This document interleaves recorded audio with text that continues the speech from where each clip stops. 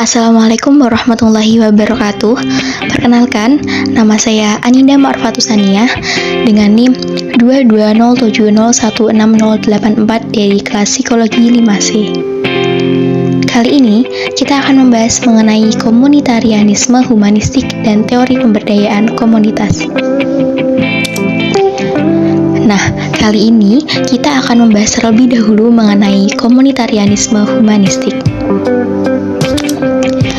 Menurut Fackler pada tahun 2020, komunitarianisme merupakan suatu teori filosofis yang muncul pada akhir abad ke-20-an dan lebih menyorot pada kepentingan terkait nilai-nilai komunitas, solidaritas sosial, kepentingan bersama, dan keikutsertaannya secara aktif dalam bermasyarakat.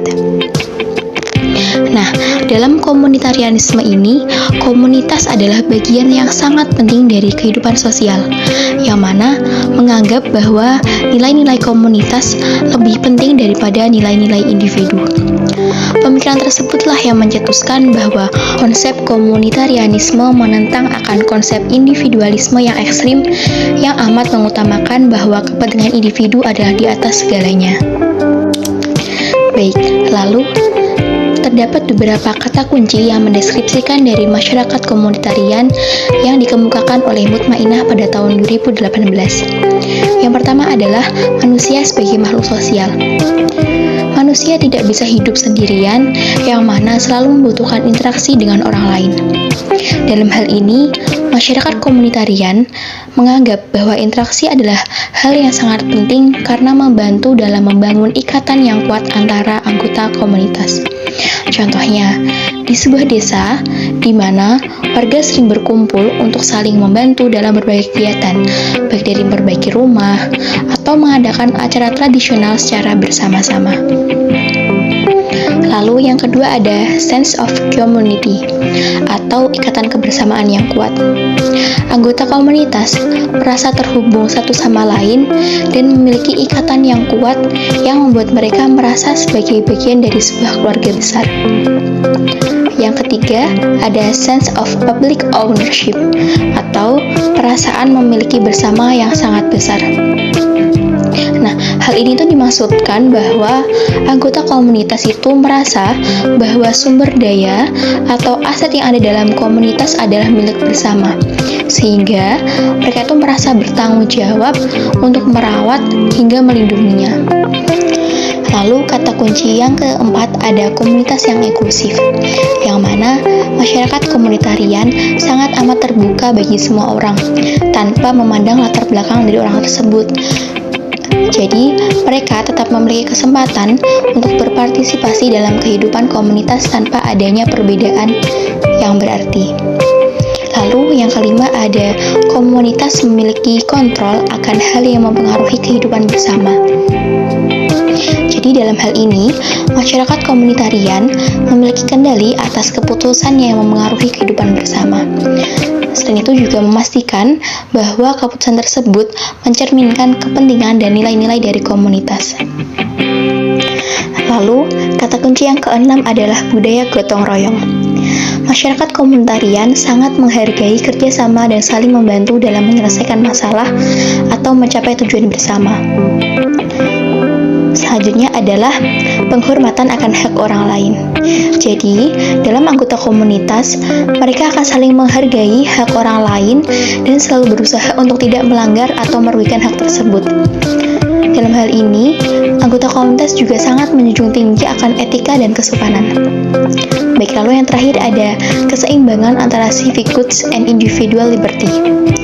Ada yang tahu nggak mengenai civic goods dan individual liberty ini? Civic good adalah kebaikan bersama dan individual liberty adalah kebebasan individu. Jadi, dalam hal ini, masyarakat komunitarian berusaha semaksimal mungkin untuk dapat menyeimbangkan antara keduanya ini, berarti antara kebaikan bersama dan kebebasan individu. Mereka di sini tuh percaya bahwa kebebasan individu itu sangat penting, tetapi tidak boleh mengorbankan kepentingan bersama.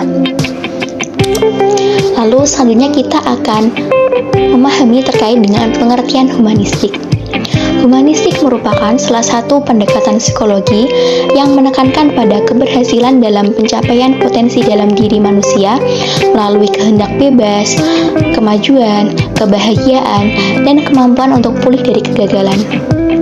Humanistik ini juga bertujuan untuk mendukung manusia untuk dapat mengekspresikan dirinya secara aktif dan dapat secara utuh mewujudkan potensi yang ada dalam diri mereka. Nah, berdasarkan dua pengertian di atas, maka dapat disimpulkan bahwa komunitarianisme humanistik adalah golongan masyarakat di mana setiap individu itu memiliki kebebasan dalam berinteraksi, diakui, dihargai, dan dilindungi dan bebas untuk mengembangkan potensi diri mereka, yang mana didasari oleh hubungan persaudaraan dan solidaritas antar anggota masyarakat. Nah, contohnya itu seperti ketika ada sebuah desa yang mana warganya itu membentuk sebuah komunitas yang mana sangat amat peduli terhadap kesejahteraan di setiap anggotanya, terutama bagi mereka yang kurang beruntung.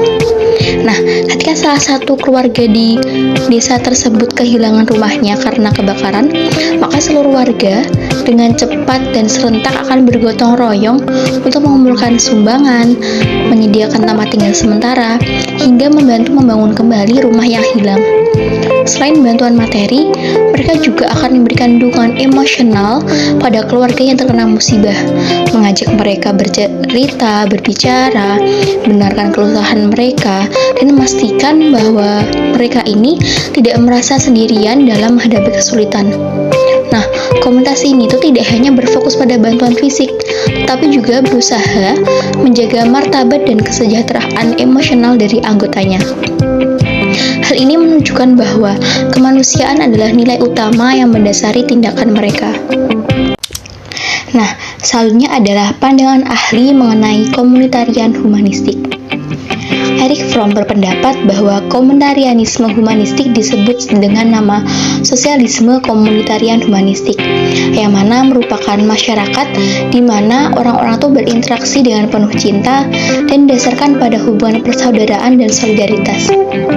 Selain itu, dalam buku yang berjudul Humanisme Gus Dur menjelaskan bahwa humanisme Islam yang dianut oleh Gus Dur adalah humanisme komunitarian dan bukan humanisme yang liberal. Komunitarianisme ini tercermin dalam penolakan Gus Dur terhadap liberalisme hak asasi manusia dengan fokus pada kepentingan komunitas. Dalam hal ini, masyarakat yang diwujudkan melalui upaya pembangunan struktur sosial yang adil.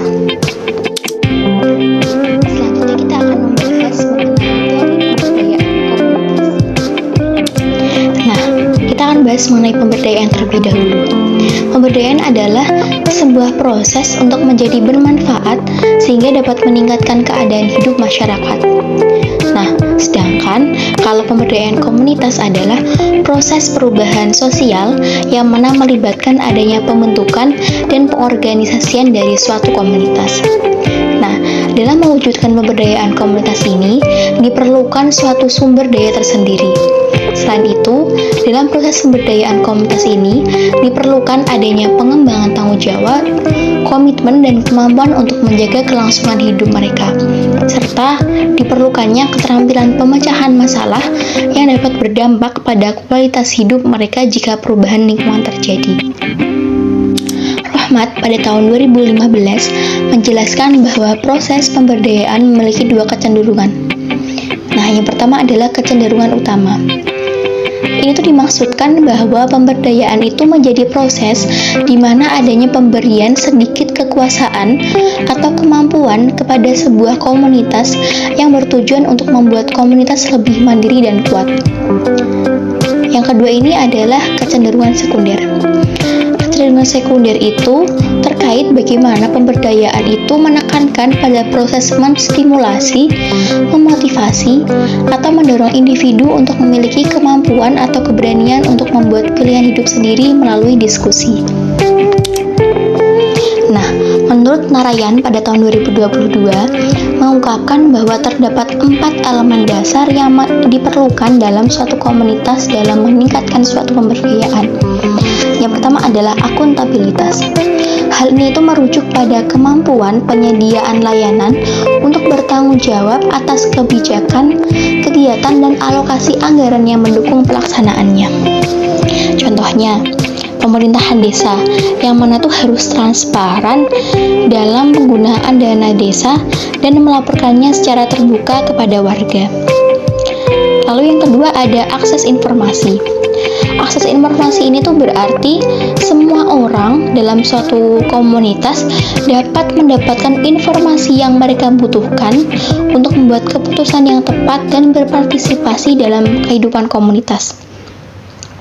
Contohnya nih, seperti warga desa yang mana memiliki akses informasi mengenai program bantuan pemerintah melalui pengumuman publik ataupun media lokal, baik dari sebaran brosur, informasi dari grup WhatsApp, dan lain sebagainya. Lalu yang ketiga ada inklusi dan partisipasi. Inklusi dan partisipasi ini tuh berarti semua orang tanpa memandang latar belakang diikut sertakan dalam proses pengambilan keputusan dan kegiatan komunitas. Contohnya, semua warga itu termasuk perempuan maupun kelompok minoritas apapun diajak semua ikut serta dalam rapat desa untuk membahas proyek dalam pembangunan pada desa tersebut. Lalu yang terakhir adalah kapasitas organisasi lokal. Kapasitas organisasi lokal ini tuh menjelaskan bahwa organisasi di tempat lokal itu memiliki kemampuan dan sumber daya yang cukup, yang mana untuk menjalankan tugas-tugasnya secara efektif.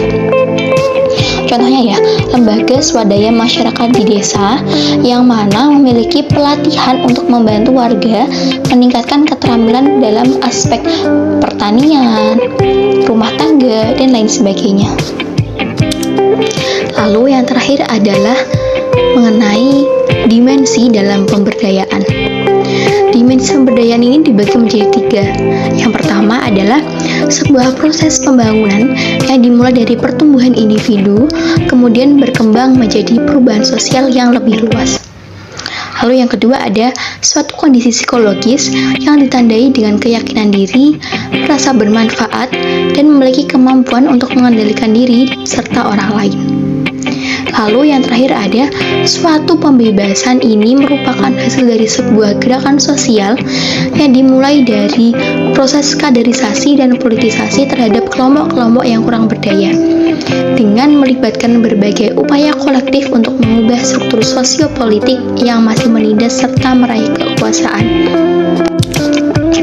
Baik, sekian dari penjelasan saya terkait komunitarianisme humanistik dan teori pemberdayaan komunitas. Saya mengucapkan terima kasih atas waktunya dan mohon maaf apabila ada kesalahan baik dari ucapan maupun apa yang sudah saya presentasikan. Akhirul kalam, wallahu muwaffiq ila aqwamit thoriq. Wassalamualaikum warahmatullahi wabarakatuh.